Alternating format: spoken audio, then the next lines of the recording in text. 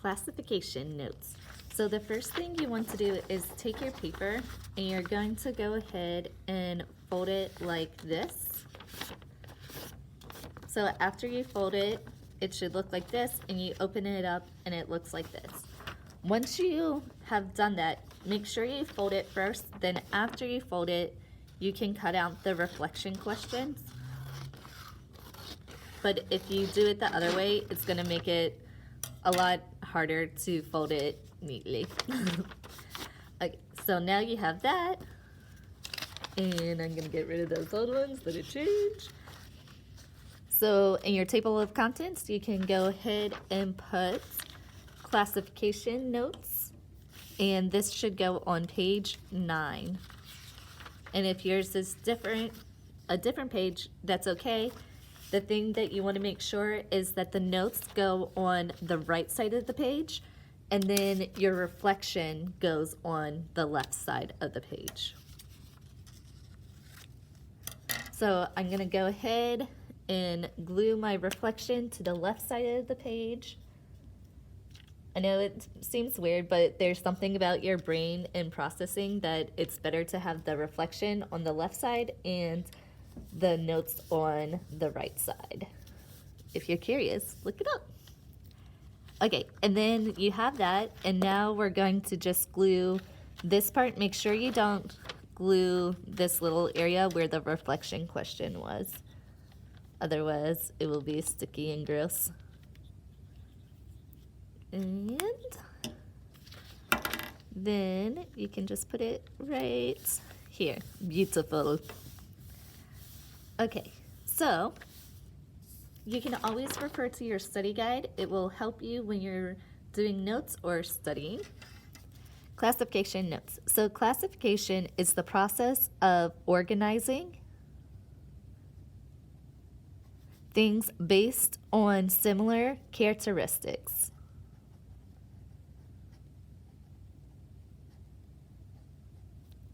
Okay, so taxonomy is the scientific study of how organisms are classified.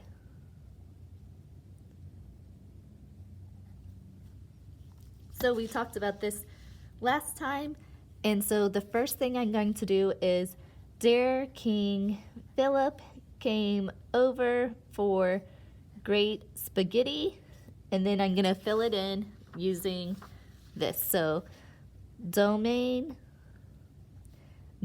kingdom, phylum, class, order, family, genus, species.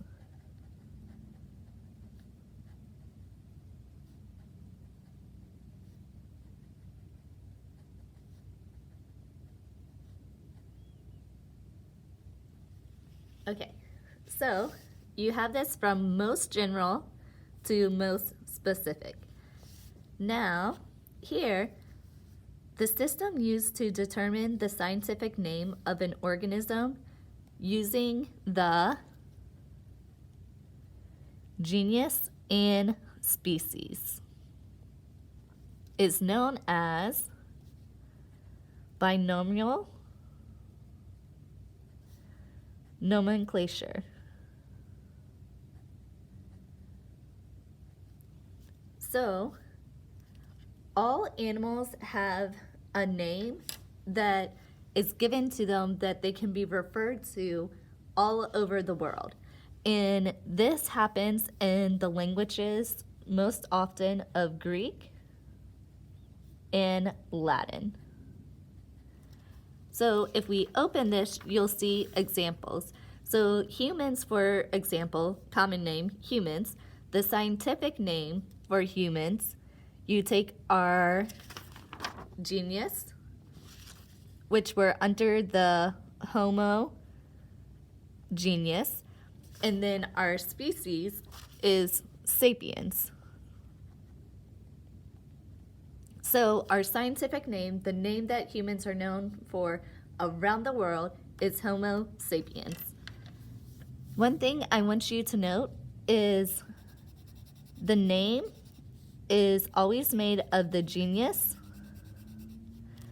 and the genus is capital. So the G, so see, it's capital. Okay, and then the species, and that is what makes up the scientific name. So the species is lowercase. So the first name is capital, the second name is lowercase. So see here, same thing. And then for a cat, the common name is cat, but the scientific name, the name that it's known for around the world, it's made up of its genus, which is Felis, and its species, which is Gatus. And again, the genus is capitalized, and then the species is lowercase. So that is what you need to know about these nymphs. You guys are awesome!